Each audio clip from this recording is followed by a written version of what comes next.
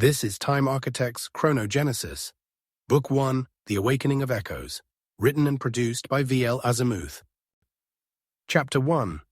Awakening Architects. The air above the architect's spire shimmered, a slow pulse of refracted color bending against the dawn. Wilum Cade stood on the observation deck, staring past the curvature of Earth, watching reality itself breathe in low harmonic ripples. The sky here didn't follow conventional rules. Where others saw sunrise, Wilum saw spectrum layers, bands of light, frequency stacked and arcing like symphonic brushstrokes across the stratosphere. His brother, Orran Cade, approached from behind, footfalls silent on the obsidian flooring. "It's starting again," Orran said, voice taut with a blend of anxiety and wonder. Wilum didn't turn immediately.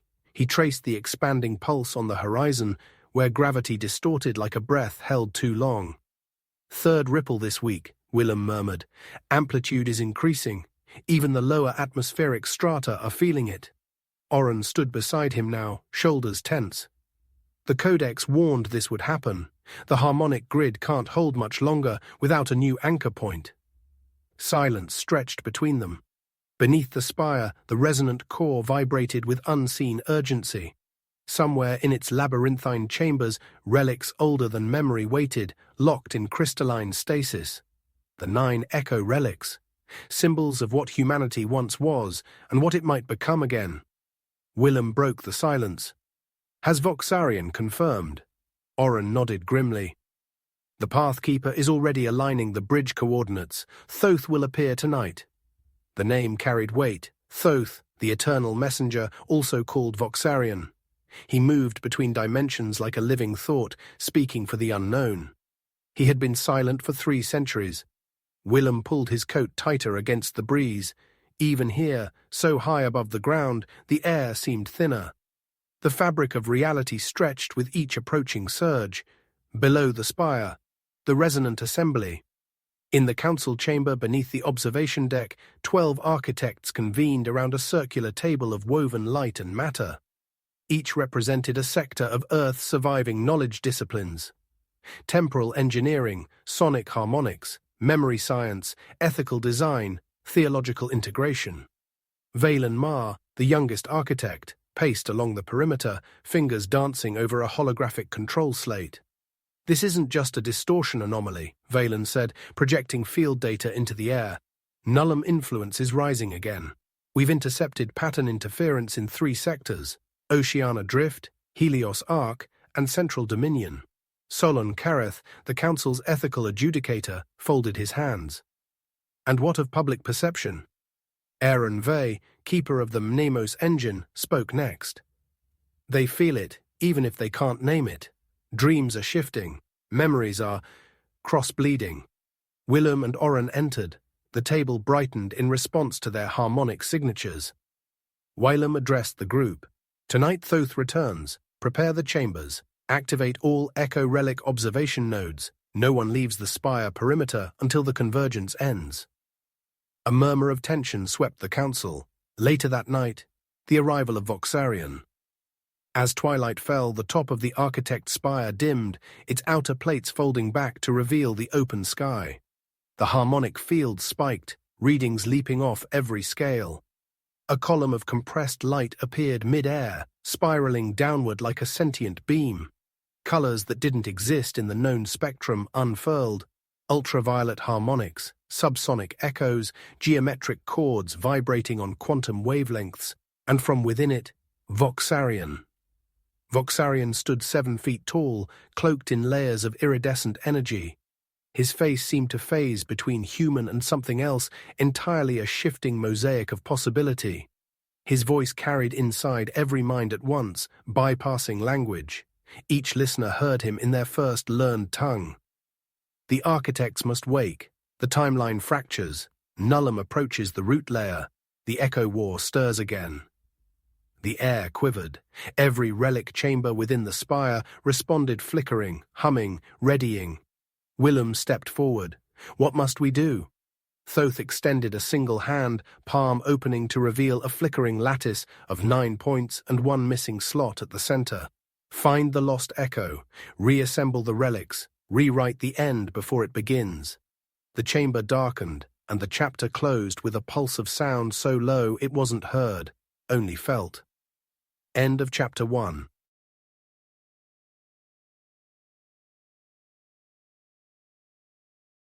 Chapter 2. The Calling of the Echo Relics. The resonant core lay buried 5 kilometers beneath the architect's spire, encased in ancient alloy and harmonic shields older than the Council's recorded history. Few had seen it directly, fewer still understood it. Yet tonight it stirred like a leviathan rousing from a centuries-long sleep. Wilum Cade moved through the descending tunnels, accompanied by Orran and Valen Hersh. The air grew thick as they descended, vibrating faintly against their skin. Every step deeper pulled them closer to the edge of where reality thinned and probability bent. "You ever notice," Valen said, voice barely above a whisper, "how the walls hum different when the core stirs? Like they're breathing?" Wilum kept walking. "That's not the walls, Valen. That's the field integrity fracturing.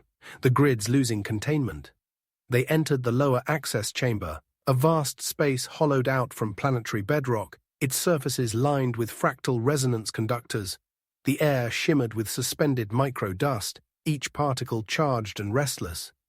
Thoth, Voxarion, stood waiting at the chamber's center, encircled by all 9 echo relics. The relics floated mid-air in slow orbiting patterns, luminous, humming, each resonating at a frequency distinct enough to feel in bone and blood. The 9 echo relics. 1. The Sky Codex. A gravity-defying obelisk, its surface alive with shifting constellations. 2. The Covenant Loom, threads of light weaving endlessly, patterns shifting with observer consciousness.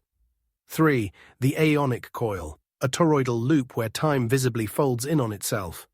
4. The Judgment Codex, a monolith of reflective obsidian showing not faces but decisions. 5. The Mnemos Engine, a sphere of liquid memory, its surface cycling through forgotten histories. 6. The Resonant Heart, pulsating softly, the living pulse of harmonic unity. 7. The Forgotten Key, ever-phasing geometry, impossible to focus on for more than a second. 8. The Dominion Lens, a prismatic disk, warping perception and shifting fields of probability. 9. The Mirror of Becoming, inactive for centuries, now faintly flickering at its edges, and at the center of the formation, an empty slot. The missing 10th resonance, the lost echo. Voxarion turned to them, voice resonant. The harmonic grid has entered final destabilization phase. Nullum Prime penetrates root layer access within 9 cycles. The Council must realign the relic harmonics to initiate threshold stabilization. Valen frowned. "And if we don't?" "Collapse vectors propagate unchecked. Causality will cascade. Memory, identity, and chronological stability will erase at the source field level." Orran stepped forward. "You're saying time itself will unmake?" Voxarion inclined his head. "In linear terms, yes." The spire shuddered as a tremor rippled through the foundation. The resonance fields flickered, light patterns stuttering along the walls. Activation sequence. Initiate echo alignment. Wilum placed both hands on the central conduit plate. The interface ignited, casting sharp beams across the chamber. One by one, the echo relics began to pulse harder, responding to Wilum's genetic and harmonic signature. Data sequences flooded the room, projecting ancient symbols and new harmonic waveforms mid-air. Solon and Orran joined from the upper tiers, inputting ethical boundary layers and mnemonic safeguards into the activation matrix. Thassel activated temporal buffers to slow field bleed. As the relics synced, each council member experienced micro-echoes of their own life paths. Moments of pain, triumph, betrayal, forgiveness. The core was pulling resonance data from every living and dead architect. Then the room dimmed as one frequency rose above all others. The call of the 10th echo. A low harmonic, deeper than sound, vibrated from beneath the chamber floor. The mirror of becoming, dormant for centuries, surged with white light. The other relics bent toward it, forming an orbit that should have been impossible. Valen stepped back, shielding his eyes. "The mirror. It's reacting like the 10th is already here." Thoth's form grew brighter, layers of light peeling away to reveal his deeper geometry. Wings of data, coils of compressed timeline threads. The lost echo awakens, Voxarion intoned, but its anchor is fractured. You must seek the convergence points. Each will reveal a fragment of what was broken. Orran turned to Wilum. Then it begins. The first retrieval mission. Wilum nodded grimly. Assemble the field teams. This isn't just about survival anymore. It's about remembering what we once chose to forget. The chamber pulsed again, light growing sharper, edges of space distorting. Somewhere deep below, reality shuddered on its axis. The Echo War had already begun. End of Chapter 2. Chapter 3. Temporal Breach. The spire's lower decks trembled again, but this time it wasn't a harmonic pulse from the core. It was something foreign, angular, disruptive, and cold. The air smelled of ozone and broken circuitry. Wilum Cade sprinted toward the central observation array, heart pounding like a badly tuned metronome. Inside the array chamber, Valen and Thassel stood frozen, staring at the main display.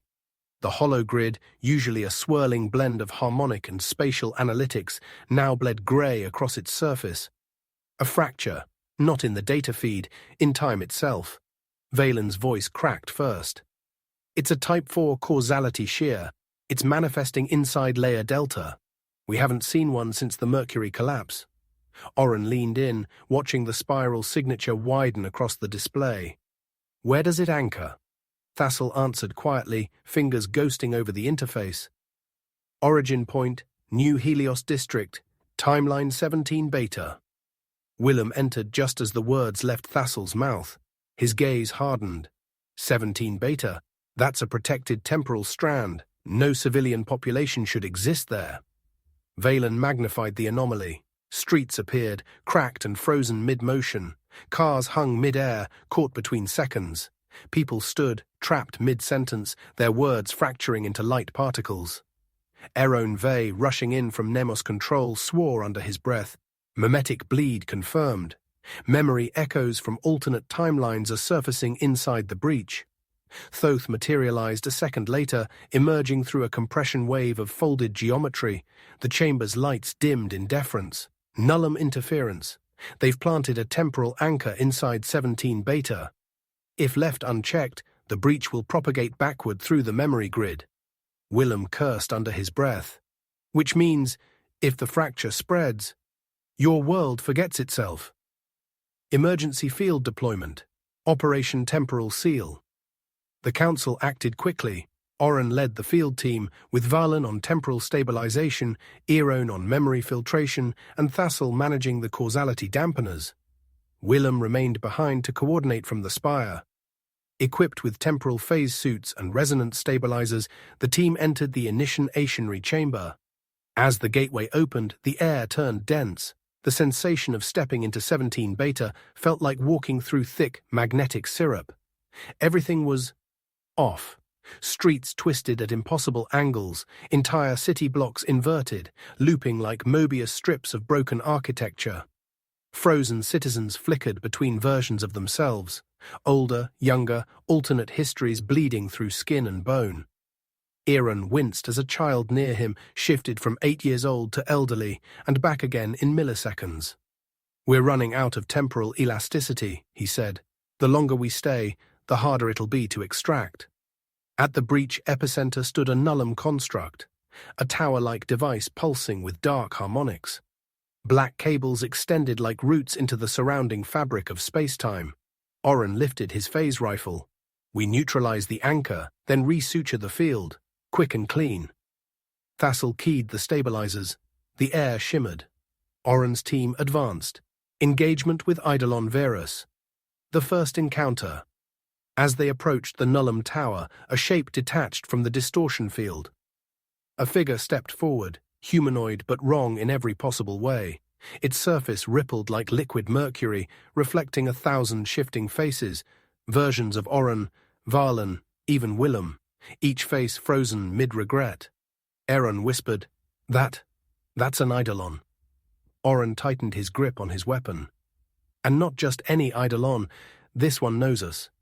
The entity spoke, voice layered with familiar tones. Orran's, Wilum's, Valen's, all fractured. You can't stop what you've already chosen. The Eidolon lunged, moving faster than causality allowed. The fight was chaos. Rounds of stabilized phase light and harmonic bursts clashed against temporal inversion waves. Buildings shattered mid-attack, freezing in rewind loops. Valen barely activated a chronolock shield before the Eidolon's blade sliced the air where he stood. Orran deployed a memory pulse bomb, stunning the entity momentarily as echoes of lost time slammed it backward. Thassel shouted over the din, "The anchor's destabilizing. We have 20 seconds before the breach folds." Orran made the call, "Full convergence beam, now." Together, the team synchronized their stabilizers, channeling raw resonance into the Nullum anchor. The tower imploded, sending out a concussive shockwave. The Eidolon screamed, a multi-voice cascade of regret, before dissolving into temporal static. The world around them flickered, freezing, then resumed normal flow. The sky unfractured. Civilians who'd been frozen dropped to their knees, dazed but breathing. Back at the spire, aftermath. Wilum watched the field telemetry recalibrate, breach sealed, causality restabilized. But something gnawed at him. Orran's voice crackled over comms. "We neutralized the anchor, but the Eidolon knew us. It knew every choice we made before we made it." Wilum closed his eyes for a long moment. "Prepare for full council briefing. Nullum's no longer targeting just the future. They're rewriting our past." Far below, the mirror of becoming flickered again, its glow now deeper, more insistent. And somewhere, deep in the folds between time and memory, Nullum Prime watched, waiting. End of Chapter 3. Chapter 4. The Mirror of Becoming. The Mirror of Becoming had been dormant for centuries. Housed within its own sub-chamber of the resonant core, it hung suspended in a column of frozen light, untouched, unreadable, and largely forgotten. Even the Architect Council dared not tamper with its field structure, until now. Wilum Cade stood before it, palms trembling slightly. Below him, the harmonic stabilizers flickered out of sync, responding to residual energy from the 17 beta breach. Orran and Solon worked nearby, recalibrating the Mnemo's filters and cognitive safety locks. Valen entered, still in partial phase armor from the field mission. "You called for us." Wilum nodded. The mirror activated during the breach. He gestured toward the display.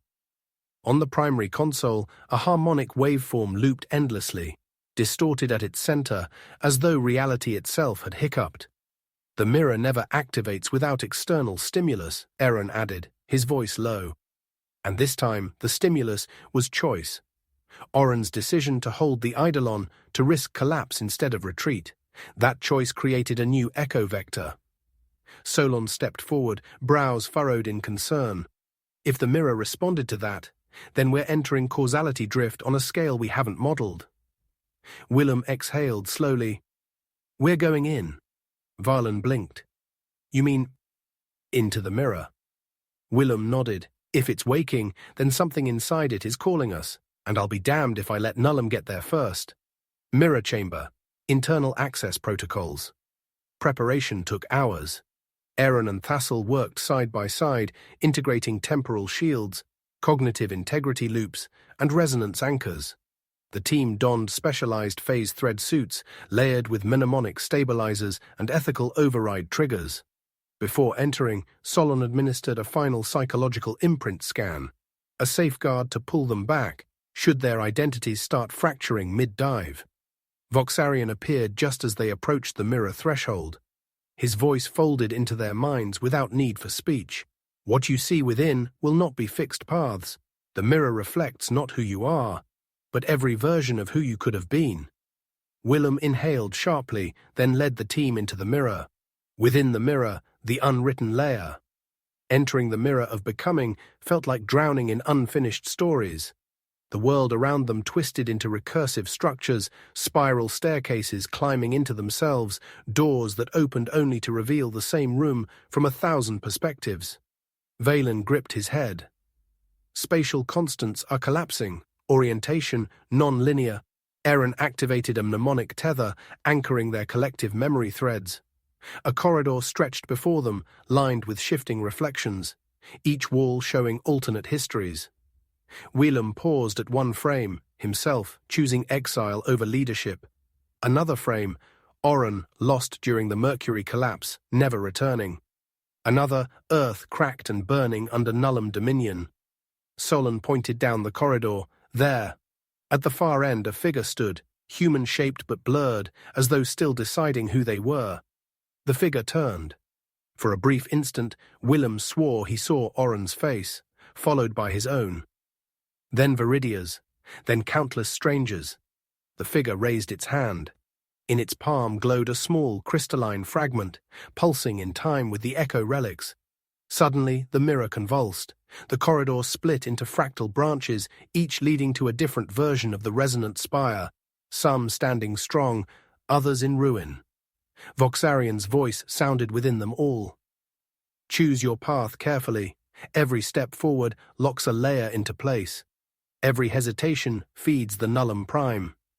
The team pressed forward. As they moved, walls collapsed behind them, timelines erasing with every decision left unmade. Wilum reached out to the figure, just as the floor beneath them gave way, collapsing into a maelstrom of harmonic inversion. They fell together toward whatever truth waited at the mirror's core. End of Chapter 4. Chapter 5. The Eidolon emerges. The sensation of falling stopped as abruptly as it had begun. Wilum Cade hit the ground first, cushioned by the distorted physics inside the mirror layer. The air tasted of iron and static. He rolled to his side, eyes scanning for his team. Orran landed next, followed by Valen, Orran, and Thassel. The five of them lay sprawled on what appeared to be a cracked, endless obsidian plain. Above them, the sky churned like liquid glass, refracting impossible colors that shifted with each blink. Wilum struggled to his feet. Status?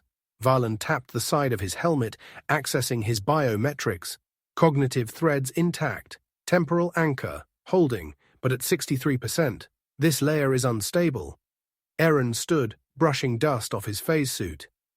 We shouldn't be here long. The longer we stay, the more the mirror's adaptive fields will rewrite our mental baselines. Orran, eyes narrowed, scanned the horizon. Then let's find what we came for and get out. The emergent rift. They moved carefully across the plain, guided by flickering bursts of harmonic signatures that pulsed ahead of them like breadcrumbs through chaos. Each pulse sent the ground beneath their feet rippling, as if reality was stretched skin over something deeper and breathing.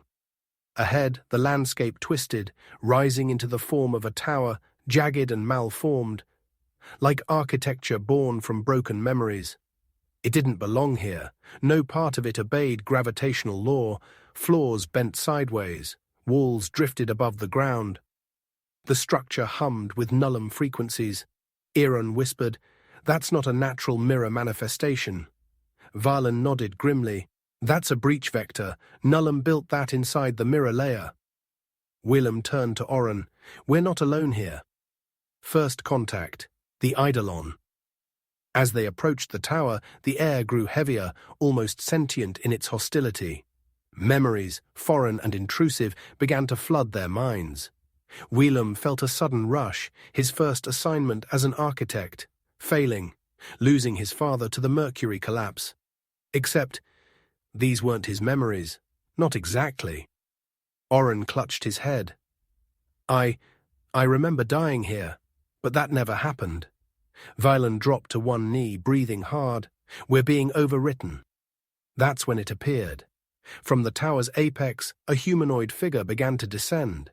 Its body was a shifting mass of mirrored surfaces, each facet reflecting alternate versions of the team.